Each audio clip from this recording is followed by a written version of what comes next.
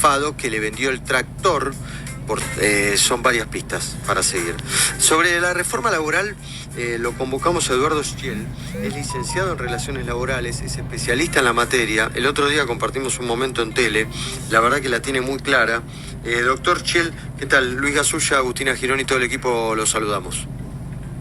Hola, ¿qué tal? Un gusto saludarlos, muchas gracias por el llamado. Bueno, y a mí me interesó conversar y profundizar la charla porque usted no es el que se abraza a todo y plantea grises y matices. ¿Cuáles son las luces y sombras del proyecto laboral del gobierno de Javier Milei, a su entender?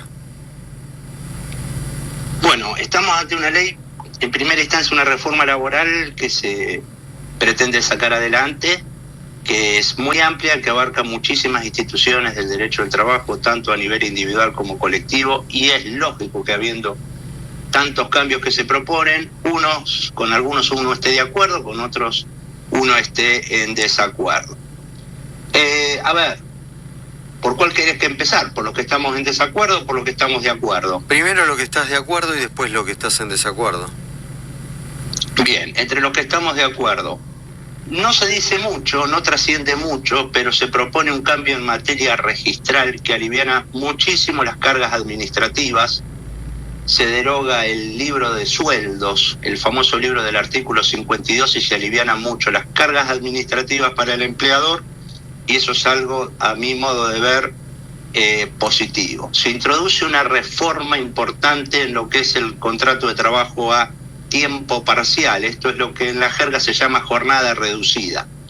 Con la legislación actual, ese trabajador tiene prohibido realizar horas extras y a su vez, cuando la jornada es superior a las 2/3 partes de la jornada legal, pensemos una jornada de 34 horas semanales, la ley hoy impone que ese trabajador tiene que cobrar lo mismo que el que presta servicio 48 horas. Esta nueva reforma lo que propone es que ese trabajador, pensemos un cajero de supermercado que trabaja 5 horas, si tiene la posibilidad de realizar horas extras, que hoy las tiene prohibidas, las puede realizar y cobrarlas, por supuesto. Y por el otro lado, si trabaja por 36 horas, por 35 horas semanales, va a cobrar proporcional a esa jornada de trabajo, que es algo justo. Después se introduce un pequeño cambio de un tema que viene siendo objeto de mucha controversia, porque yo recibo muchas consultas, sobre todo después de la pandemia, de muchos clientes que me dicen: este trabajador invoca una enfermedad inculpable, me presenta este certificado y todo aparenta que es apócrifo. Bueno, se establece cierto protocolo para que esos certificados médicos que pretenden justificar inasistencias por razones de enfermedades inculpables, por lo menos resulta ser más dificultoso. No digo que esto efectivamente pase, pero sí he recibido muchísimas consultas y cuando el río suena, agua trae. Me parece muy positivo la unificación del criterio de la tasa de interés de los juicios. A su vez me parece que es una tasa razonable, que tiene una actualización de IPC más 3. Hoy tenemos un problema muy grande, ¿no? Porque hay tantas tasas de interés como tribunales y juzgados existentes, y esto genera enorme inseguridad jurídica. Se habló mucho de la rebaja en las indemnizaciones por despido. No se propone ningún tipo de rebaja. Lo que se propone es aplicar criterios judiciales y resolver ciertas diferencias de tipo doctrinaria que se incorporan con criterios similares a lo de la mayoría de los jueces del país. Insisto, no se modifica en esencia ni la base de cálculo ni la metodología de cálculo. Se incorporan criterios judiciales, que unifica criterios y da seguridad jurídica. Se establece una reforma, podemos estar hasta mañana mencionando reformas que desde mi punto de vista terminan siendo, a mi modo de ver, positivas. La ampliación de los beneficios sociales. El fraccionamiento de las vacaciones del que tanto se habla no es ni más ni menos que llevar a la práctica llevar a la letra de la ley lo que se termina realizando en la práctica con fracciones de 7 días y por acuerdo de parte. Los primeros borradores que habían circulado, que después fueron desmentidos, parecía ser que era algo que lo podía imponer el empleador. acá va a surgir por acuerdos de partes y el trabajador ayornado a las costumbres de hoy día va a poder fraccionar sus vacaciones. Yo siempre decía, a modo de ironía, pero siendo cierto, si al trabajador lo querés perjudicar, aplicale las vacaciones como dice la ley. Si tiene 28 días de vacaciones, imponele 28 días de vacaciones en octubre. Y un trabajador que tiene muchos días de vacaciones muchas veces prefiere él fraccionarlo, y está bien establecer comunidad de medida a la semana. Y entre Después tenemos los otros puntos. Y entre los puntos sí, que no te terminan de convencer de la reforma laboral. Y unos cuantos. No tanto, pero los tenemos. Por ejemplo, se hace una fuertísima limitación al ejercicio del derecho de huelga, incorporando actividades en servicios esenciales, y se agrega esto de los servicios de importancia trascendental.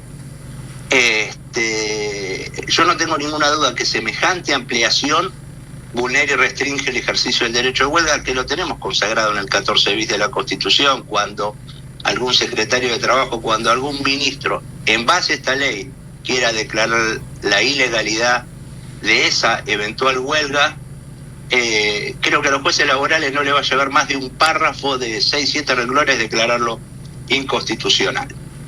Pero eso hace referencia, por ejemplo, a los docentes o a los médicos, las cuestiones de servicios esenciales, para que no paren. A ver, los servicios esenciales está en ciertos textos de la OIT, y son aquellos que donde llevar adelante medidas de acción directa puede poner en peligro la vida, salud, seguridad de la población o parte de ella. Lo que se hace acá, desde ya que el servicio sanitario y hospitalario hoy ya está incluido dentro de lo que son servicios esenciales como en cualquier lugar del mundo, pero se incorporan muchísimas actividades, haciendo una clasificación de servicios esenciales, donde tiene que estar garantizado el 75% de la prestación, y servicios de importancia trascendental, que tiene que estar garantizado el 50%, y se agregan muchísimas actividades que nada tienen que ver con esto que estamos haciendo mención. Tengamos en cuenta que el derecho de huelga es un derecho que la Constitución reconoce a los gremios para provocar un daño con el objeto de defender sus derechos e intereses, que por supuesto tiene su procedimiento. No digo de que el ejercicio del derecho de huelga no tenga que tener su reglamentación, la puede tener perfectamente, pero al incluir tantas actividades, no va a resistir el filtro judicial, no tengo dudas de eso. Después tenemos una reforma que se introduce, más que nada que es un mensaje a los jueces, que obliga a los jueces a seguir las doctrinas de la Corte Suprema de Justicia de la Nación. Esto es no entender cómo funciona nuestro sistema de control de constitucionalidad, donde cualquier juez, por la propia letra de la Constitución lo dice en forma expresa, puede declarar la inconstitucionalidad de la norma, y tiene, conforme al principio de la crítica sana y razonada, el deber de sentenciar en base a sus propias conclusiones y análisis de la causa. Y acá lo obliga a seguir los criterios de la Corte, y esto es una cuestión que también está muy mal. Eduardo. No me gusta, y esto ya es un... Sí. No, perdón, termina, por favor, y te hago la consulta. Sí, después está este fondo de asistencia laboral que a mí en lo personal me hace ruido, y creo que a la larga va a terminar siendo hasta inconveniente para el propio sector. Sobre eso mismo, de hecho, te quería consultar, porque hay un punto, sobre todo sobre el tema de indemnización, que es el que más se está poniendo en discusión o debate en este momento. Obviamente entiendo que lo que se quiere evitar es que, por ejemplo, vos de esto conocerás más, que según, no sé en qué juzgado o en qué zona cae a nivel fuero laboral, muchas pymes denuncian, te puede caer un tipo de indemnización u otra, pero al mismo tiempo lo que se establece es que se reduzca la indemnización, por ejemplo, eliminando vacaciones, aguinaldo, propinas, premios. ¿Qué opinas de eso? Eso es un poquito lo que recién hacía referencia en forma muy general. Vamos a la cuestión específica. Este nuevo 245 que se propone, lo primero que hace es tomar un criterio de la Corte Suprema de Justicia de la Nación, un viejo fallo, Pisotti. Después, esto de excluir vacaciones, sueldo anual complementario y otros pagos, que dice, etcétera, eso es un error, se debería haber escrito de otro modo, por lo menos con un poco más de cuidado, pero no importa. El 80% de las jurisdicciones del país, salvo la provincia de Buenos Aires y no sé si alguna que otra más, todos ya lo vienen excluyendo. Con lo cual, salvo en la provincia de Buenos Aires, porque hay una interpretación en un sentido contrario a lo que se propone la reforma, ya se viene aplicando así. Ahora, en Capital Federal hay un fallo plenario que se llama Tulosay, que dice expresamente esto. El SAC no integra la base de cálculo. Los pagos que no son de frecuencia mensual, como por ejemplo el plus vacacional, no integran la base de cálculo. Los bonos anuales no integran la base de cálculo. Ahora, Eduardo, salvo provincia de Buenos Aires. Salvo provincia de Buenos Aires. En lo concreto, ¿la reforma laboral cambia o modifica algo con una cuestión que estamos viendo en estos días? Los controladores aéreos, que le van a generar un despelote enorme al turista, a la economía argentina, al que se quiere ir a visitar un familiar en las fiestas, a medio mundo, ¿no? ¿La reforma laboral se mete en ese tema? Sí, en lo que te decía anteriormente, pero tengamos en cuenta que el control de tráfico aéreo hoy es servicio esencial. Bueno, no pueden parar totalmente. No pueden parar, pero lo hacen. Claro, o sea, la pregunta es, ¿va a cambiar algo o no? Claro, o sea, ¿vas a evitar este despelote? Esto, vamos a decir lo siguiente, esto es como el delito de homicidio. Imposible prohibirlo, sino aplicarle una pena. Si llegan a llevar el sindicato tendrá una multa. El control de tráfico aéreo. Hoy, si un trabajador que presta servicio como controlador de tráfico aéreo adhiere a la medida y se da en forma total, eso genera responsabilidad contractual. El propio gremio está exponiendo a sus propios compañeros a ser despedido con justa causa, a tener una sanción disciplinaria importante. Si lo hacen, nadie le puede poner un revólver para que vayan a trabajar. Última pregunta, pero va a generar Eduardo. una responsabilidad en el sindicato y en todos los trabajadores. Bien. Última pregunta, cuota sindical solidaria, ¿eso está legislado, está incorporado en la reforma? Son dos cuestiones distintas. La cuota solidaria, que está en el artículo 9 de la 14250, no se modifica. La cuota sindical, se propone una reforma en el artículo 38 que establece que debería haber como una suerte de acuerdo para que se pueda practicar la retención. Pero en esencia eso no se modifica. O sea, pará, yo estoy en el sindicato de camioneros y que me tengo que poner de acuerdo con Moyano. No, tenés que prestar tu conformidad. Pero Moyano me dice, escúchame, si no prestás la conformidad te vas a la miércoles.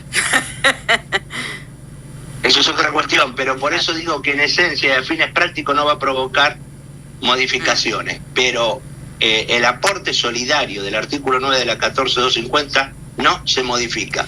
Es importante lo que dice, que no va a generar nada, porque esta era la discusión que había entre la biblioteca de día, entre algunos que decían en la práctica no va a fondo y otros decían, bueno, pero hay otras... Ahí se queda a mitad de camino. Hay otros que decían, bueno, hay artículos satelitales que en la práctica te van a impedir esa aplicación, ¿no? Bueno, a la larga para mí no va, así como está redactado, no va a provocar modificaciones. Bueno, Eduardo, balance final, pregunta final, porque nos extendimos bastante, pero es muy interesante. Entre lo positivo y lo negativo, ¿la reforma es positiva o es negativa? Más luces que sombras para mí. Bueno, más luces que sombras, listo. Eduardo Schiel, punto por punto, fíjate, pocas veces alguien te analiza punto por punto, más allá de la teoría y las frases hechas, qué es lo que se está discutiendo hoy en la Argentina, que la verdad que tampoco tuvo mucha discusión, porque la verdad que va a tener media sanción y no se discutió técnicamente. No, va a ser muy express todo. Te mando un abrazo, gracias Eduardo Schiel. Muchísimas gracias a ustedes, que tengan buen día. Bien, Eduardo.